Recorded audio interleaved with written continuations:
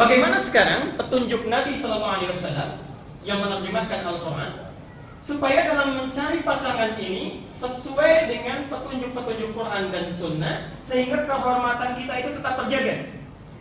Apakah kemudian, mohon maaf, aturannya mesti cari pindah sana sini, kemudian mulai lihat misalnya biodatanya dan sebagainya?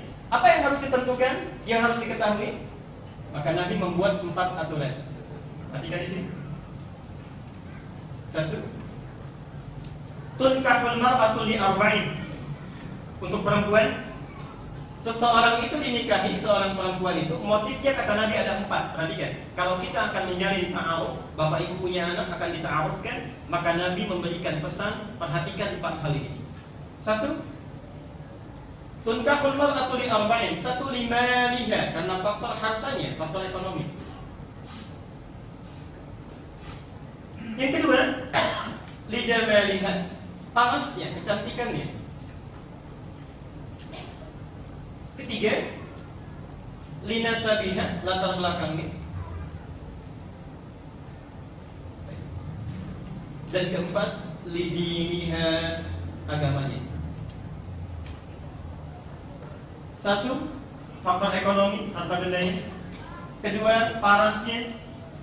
Ketiga, latar belakangnya. Dan keempat, kekuatan agamanya. Kalau yang keempat ini yang menjadikan prioritas, maka akan beruntung bahagia dalam jalinan rumah tangga yang akan dicapai itu. Perhatikan. 1 apa? Ekonomi hartanya. Kedua apa? Parasnya. Ketiga apa? Sekarang lihat, saya akan beri garis ini. Kenapa hadis ini diturunkan? Ditambahkan yang keempat. Umumnya manusia kalau ingin berpasangan itu umumnya selalu terfokus pada yang 3 ini. Ya? Manusia umumnya ketika akan mencari lawan jenis berpasangan itu umumnya fokus pada yang 3 ini. 1, perhatikan, saat mulai melihat ada faktor yang menikah itu karena faktor harta benda saja. Maaf, bahkan ada kesan lebih baik mencari seseorang yang kaya daripada seorang yang cantik tapi tidak berharta, atau sebaliknya. Nah karena itu diluruskan oleh Nabi. Perhatikan konsepnya. Ini yang barangkali jarang ditemukan di beberapa wilayah. Memperhatikan calon istri atau calon pendamping dalam konsep ta'aruf dari faktor ekonomi itu penting, dari faktor harta itu penting. Tapi yang dimaksud harta di sini, ekonomi di sini, itu tidak terletak pada kaya atau miskinnya. Perhatikan dalam hadis yang lainnya. Saya simpel saja terangkan dengan cepat. Yang dimaksud faktor ekonomi ini, carilah pasangan yang bisa memiliki visi hidup yang sama dalam mengelola harta yang nanti didapatkan. Tadi ini perintahnya kepada laki-laki atau perempuan? Laki-laki. Perhatikan sini ya. Seakan-akan Nabi menyampaikan, seorang laki-laki bila mencari calon istri, maka carilah istri nanti yang pandai mengelola hartanya, bisa hidup bersamanya, mohon maaf, bisa hidup bersamanya, menyesuaikan dengan pendapatan dan bisa mengelola apa yang bisa dihasilkan oleh suami itu. Apa maksudnya? Maaf. Kalau suami misalnya baru punya pendapatan 5 juta, maka jangan cari calon istri yang zakat malnya saja sudah 10 juta. Keperluan salonnya sudah 10 juta. Ini nggak akan berimbang. Maka keterangan pertama, perempuan itu dinikahi karena hartanya, maksudnya bukan berarti cari yang kaya, cari yang hartanya melimpah, bukan. Tapi perhatikan bagaimana sikap kemampuan calon istri itu sehingga bisa menjaga hartanya, mengelola sesuai dengan pendapatan yang bisa dia hasilkan dalam kehidupannya. Jelas sampai di sini? Kedua, pelan-pelan. Kalau agak cepat, tolong angkat tangan saja supaya saya bisa kurangi sedikit. Yang kedua, panasnya, kecantikannya. Di sini juga seringkali orang keliru, mohon maaf. Yang dimaksud dengan paras di sini, memang secara lahiriah itu kita melihat yang cantik, ya? Yang subhanallah kita bisa menarik hati dan sebagainya. Tapi perhatikan, dalam ilmu psikologi saja, ilmu psikologi, cantik itu relatif. Kecantikan itu relatif. Kalau jelek itu enggak.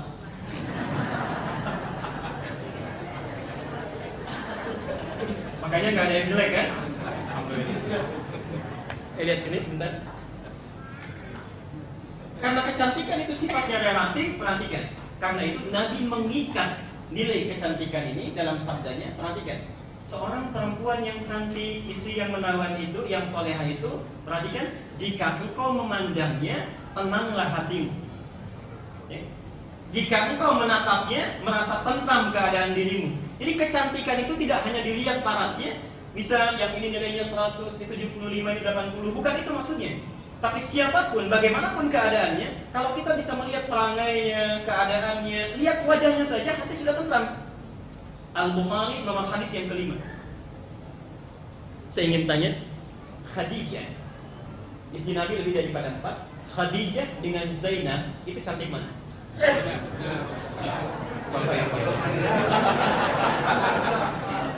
Saya ulangi. Khadijah dengan Zainab, ibu sebentar, bapak-bapak dulu ya. Cantik mana, Pak? Zainab. Ibu, Khadijah dengan Zainab cantik mana? Sudah lain kan? Umumnya laki-laki itu membayangkan yang fisikal, Zainab.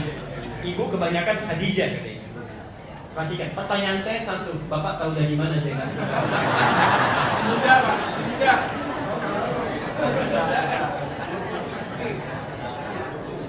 Lihat sini, saya gambarkan ya. Zainab itu kalau tertatap oleh seorang lelaki, itu mata tak berkedip, wajah tak berpaling. Mata tak berkedip, wajah tak. Jadi kalau antum para suami pulang ke rumah, lihat istri, mata tak berkedip, wajah tak berpaling, itu bilang Zainab.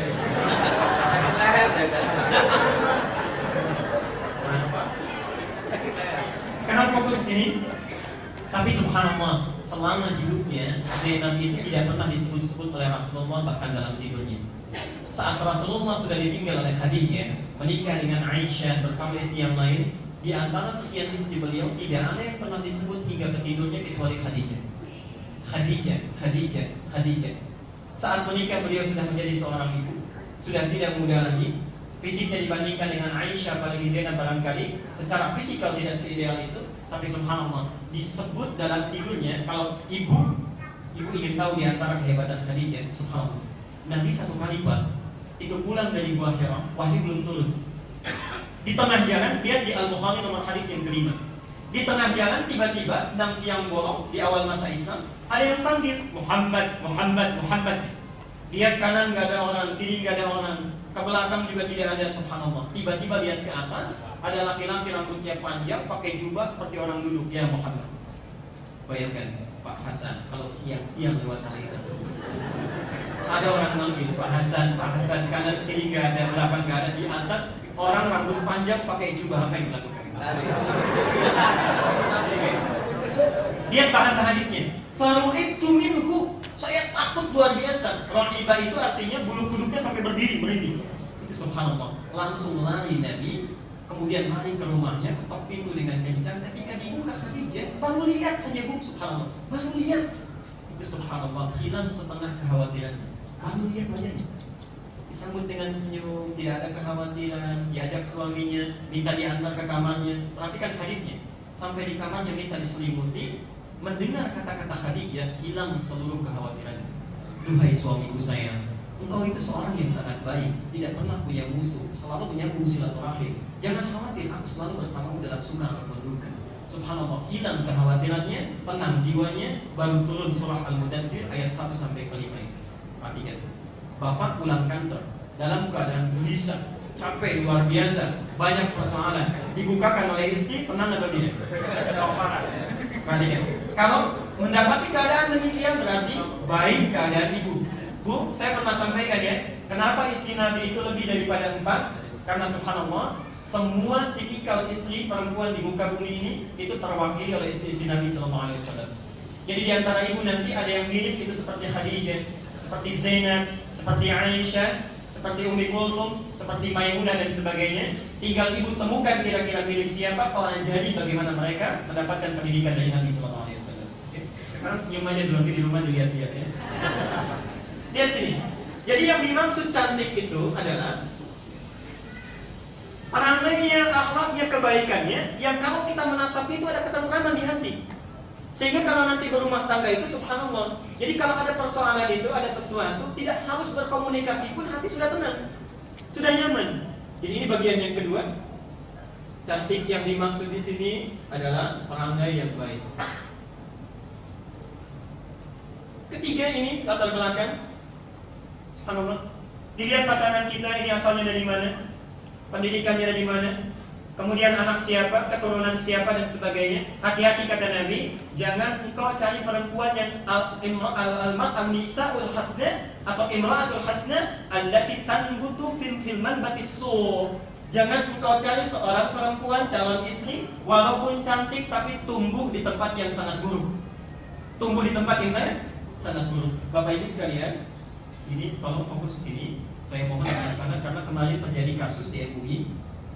Ada seseorang menikah. Kenapa ini penting dipastikan latar belakang? Satu, untuk memastikan, ini yang paling penting, apakah ada hubungan mahram atau tidak. Beberapa bulan lalu ada kejadian menikah, sudah punya 3 anak, ternyata diteliti itu berasal dari satu ibu susuan yang sama. Satu ibu susuan yang sama. Akhirnya mau tidak mau dipisahkan padahal sudah punya anak 3. Karena itulah pada bagian yang ketiga, ini sudah mulai serius.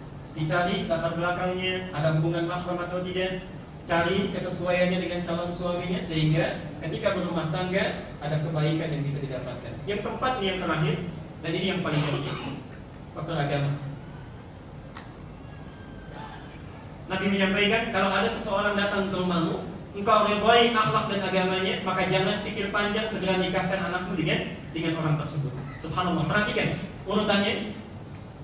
Kalau mengurutkan seperti ini dalam hadis itu, jangan diurutkan dari atas ke bawah. Kalau kita ingin hitung dari atas ke bawah, maka urutannya ini harapan 1, juara 3, juara 2, juara 1. Cek. Harapan 1, juara 3, juara 2, juara 1. Jadi kalaupun ada orang yang misalnya mohon maaf, pengelolaannya hartanya baik tapi agamanya kurang baik, belum ideal. Ada orang yang perangainya baik tapi agamanya kurang bagus, belum ideal. Bahkan seorang ulama pernah menyampaikan, ini agama nilainya 1, yang ini 0, yang ini 0, yang ini 0. Jadi kalau ada seseorang misalnya bagus pengelolaan hartanya tapi agamanya kurang bagus, berapa nilainya? 0. Bagus perangainya, berapa nilainya?